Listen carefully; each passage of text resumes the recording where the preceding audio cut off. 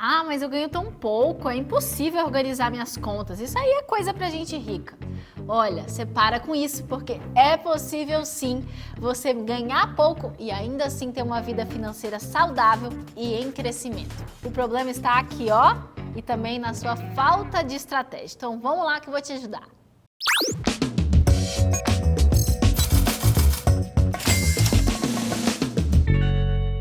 Hoje vamos falar sobre como se organizar financeiramente ganhando pouco. E aí, você consegue? Fala, Kathleen, minha renda realmente aqui é baixa, mas eu faço isso e eu consigo ficar organizado. Se você está conseguindo, se você tem uma dica que talvez eu não vou dar aqui, por favor, escreve aqui nos comentários para a gente aprender. Vai que eu consigo fazer um outro vídeo sobre esse assunto e coloca a sua dica nele também. Então não deixe de comentar aqui embaixo, de curtir esse vídeo e, claro, mandar para mais pessoas aí que você sabe que precisam se organizar financeiramente e a grana tá curta. Esse vídeo é para elas, então não deixe de encaminhar em todos os grupos do WhatsApp que você tiver aí, tá certo? Vamos lá, quando a gente fala de ganhar pouco, de ganhar mal, né? Bem-vindos ao Brasil. A maioria das pessoas que a gente tem aqui no país tem uma renda baixa, realmente ganha pouco. E para piorar, além de ganhar pouco, ainda estão endividadas. No Brasil são mais de 60 milhões de pessoas. Então é muita gente aí com a corda no pescoço e que precisa mesmo assim se organizar. Então quando a gente fala de eu nasci com as condições financeiras ruins, minha família, a gente é pobrezinho, a gente, né, tem uma condição financeira limitada. Você não escolheu, de fato, você nasceu nessa família. Mas quando a gente vai crescendo, vai ficando, né, jovem, adulto e a nossa mentalidade continua pobre, esse que tá o problema, né? Aí que tá a nossa dificuldade. E o que eu quero dizer com isso? Não aceite, do ponto de vista psicológico, a sua condição financeira.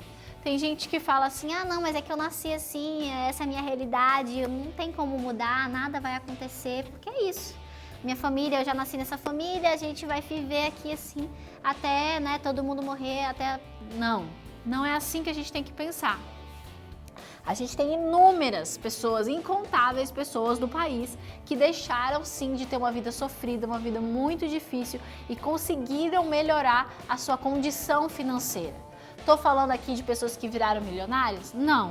Claro que a gente tem esses exemplos também, pessoas que saíram lá da comunidade, deram a volta por cima e hoje tem grandes negócios e tal. Pode acontecer? Pode. Mas eu estou falando que você pode melhorar a sua condição financeira e viver com dignidade.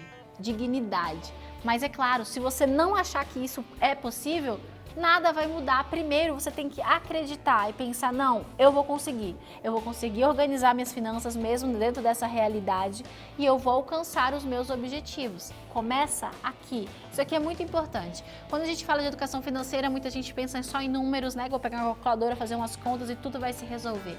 Mas antes da calculadora, gente, o problema de muita gente tá aqui. Então é aqui que a gente começa a organizar nossas finanças. O Gustavo Cerbasi, que eu já citei aqui várias vezes, né, com certeza aí um dos maiores educadores financeiros do país, ele gravou um podcast um tempo atrás e ele trouxe algumas ideias que eu queria compartilhar com você e juntar com as minhas ideias aqui também, para falar sobre sobre isso, né, como a gente se organiza financeiramente com pouco. A gente, como sociedade, a gente tem se aglomerado nos grandes centros urbanos, né, em grandes capitais, São Paulo, Rio, as capitais do Brasil, e atrás de novos empregos, atrás de uma melhor qualidade de vida. Mas, infelizmente, a maioria desses lugares, eles vão pagar pouco e você vai ter um custo de vida extremamente alto, né? Então, aquilo que você veio buscar, muitas vezes o tiro sai pela culatra porque você não calculou bem e não viu o que ia acontecer, né? Que você ia acabar ganhando talvez a mesma coisa que você ganhava lá no interior e ainda ter um custo de vida muito mais alto do que o local que você morava. Então, quando a gente ganha pouco, a gente precisa ter estratégias. Então, quando a gente pensa em grandes centros urbanos, a gente pensa oportunidades de trabalho. Mas será que é assim? Por exemplo, você não pode parar para pensar, onde será que pagam bem pelo que eu faço, né? Vamos dizer que você talvez é um pedreiro. Você precisa talvez estar na cidade de São Paulo para conseguir que te paguem bem pelo que você faz? E se lá no interior de algum outro estado está crescendo, o mercado imobiliário, alguma coisa assim, tá num boom, e lá eles te pagariam melhor. Mas como a gente acha que tudo acontece talvez só em São Paulo, você está perdendo essa oportunidade. Então a gente tem que parar e pensar, ser estratégico. E se eu mudasse para tal lugar, né? Será que eu não seria mais bem remunerado? Será que se eu fizesse diferente, as coisas não iam melhorar um pouco para mim? Porque a gente às vezes se apega ao que a maioria está fazendo e nem sempre o que a maioria está fazendo é o que é melhor para a gente do ponto de vista, né, humano e também do ponto de vista financeiro. E não adianta, gente, não tem como a gente economizar sem mudar o nosso estilo de vida. Eu já falei aqui, tem vários vídeos, tem um vídeo lá específico sobre viver abaixo do seu padrão de vida, viver com menos do que a gente ganha. Então, se você quer economizar, se você quer organizar suas finanças e está ganhando pouco, mesmo assim você precisa viver abaixo do que você ganha. Aquela Kathleen, não tá dando, tá difícil. E a gente acaba aceitando as condições de vida do momento. Ah, não, onde eu moro aqui o aluguel é muito caro, não vai ter o que eu fazer, é isso mesmo, e é por isso que eu não consigo sair da minha realidade, porque o aluguel é caro, eu não consigo economizar mais nada por conta disso. Não, você precisa ter estratégia. E se eu morar um pouco mais longe para eu ter uma casa melhor e economizar aí talvez? Ah, não, mas aí eu vou ter que gastar com combustível, porque antes eu morava perto, mas agora eu vou para longe. Tá, mas e se eu for para longe e com uma moto eu for para o meu trabalho e aí sim eu vou economizar uma quantidade maior? Enfim, sabe esse tipo de coisa? A gente precisa começar a calcular. Muitas vezes a gente aceita só a realidade que a gente está vivendo. Ah, não, porque todo mundo da minha empresa mora em tal bairro, tem tal carro, vive desse jeito. E aí você fala, não, eu vou fazer isso também. E aí você acha que está certo. Não, procure novas estratégias, novas formas de encarar aquela realidade. Certo? Isso é muito importante. A gente sabe muito Ixi, me embolei toda.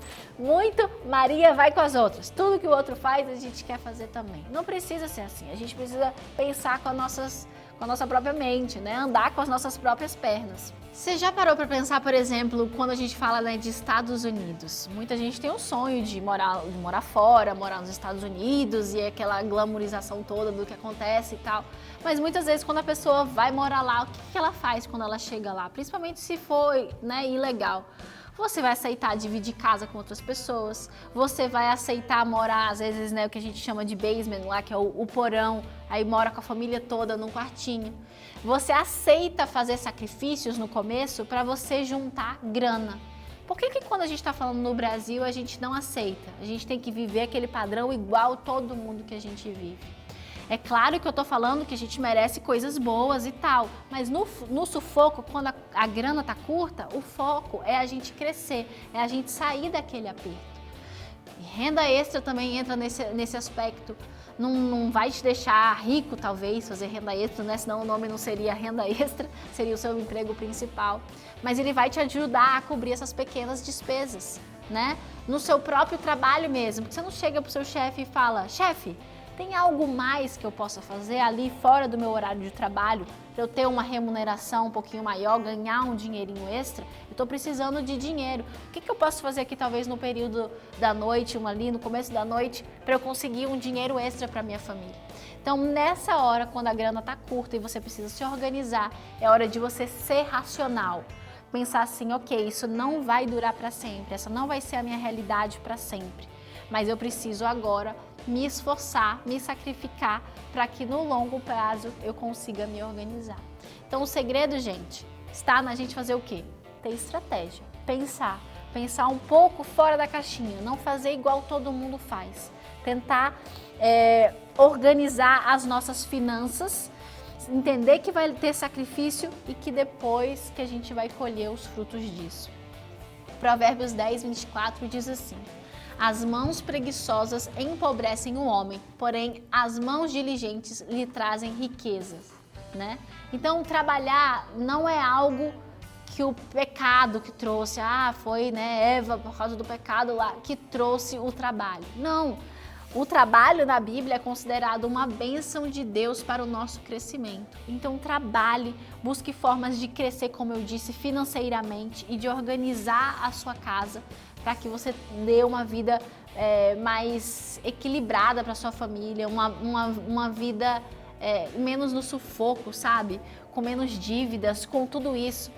Que você possa experimentar as bênçãos de Deus na sua vida, tanto as espirituais quanto também as financeiras, tendo ali uma vida, como diz na Bíblia, uma vida abundante, uma vida plena em todos os sentidos. Mas para isso, primeira estratégia e joelho no chão pedindo para Deus nos direcionar, tá bom? Eu espero que esse vídeo tenha te ajudado e a gente se encontra no próximo. Até lá!